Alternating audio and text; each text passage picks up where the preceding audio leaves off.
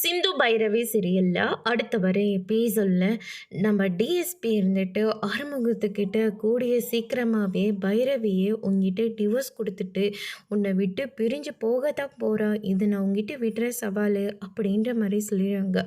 ஆறுமுகம் இதை கேட்டோன்னே பயங்கரமாக ஷாக் ஆகுறாங்க. நீ சொல்கிறதெல்லாம் நடக்கவே நடக்காது அப்படின்ற மாதிரி சொல்கிறாங்க. யார் சொல்கிறது நடக்குதுன்னு இன்னும் கொஞ்ச நாளில் தெரிய தான் போகுது. நீ எவ்வளோ தைரியம் இருந்தால் பைரவியோட கையை பிடிச்சிருப்பேன். எனக்கு வந்த கோவத்துக்கு அந்த இடத்துலையே உன் கையை பிடிச்சி உடைச்சிருப்பேன். ஆனால் எல்லாரும் இருக்காங்களேன்னு சொல்லிட்டு தான் அமைதியாகினேன். அதே மாதிரி தான் நான் இப்போவும் சொல்கிறேன். பைரவி எக்காரணத்து கொண்டும் என்னை விட்டு போக மாட்டாள். அவள் இந்த ஃபங்க்ஷனுக்கு வரமாட்டான்னு சொல்லி என்னெல்லாம் பேச்சு பேசினேன். ஆனால் இந்த ஃபங்க்ஷனுக்கு அவள் கலந்துக்கிட்டா. அவள் கூட சேர்ந்து நான் போட்டியிலையும் ஜெயிச்சிருக்கேன்.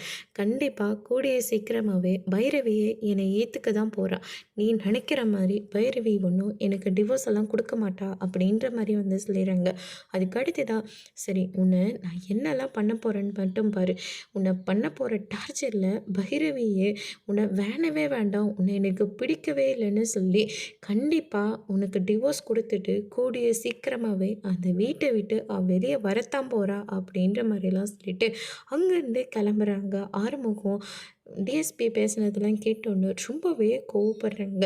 எனக்கு வர கோவத்துக்கு இவனை இங்கே போட்டு தள்ளிடலாம் போல் இருக்குது அப்படின்ற மாதிரி சொல்லிட்டு புலம்பிக்கிட்டே போகிறேங்க.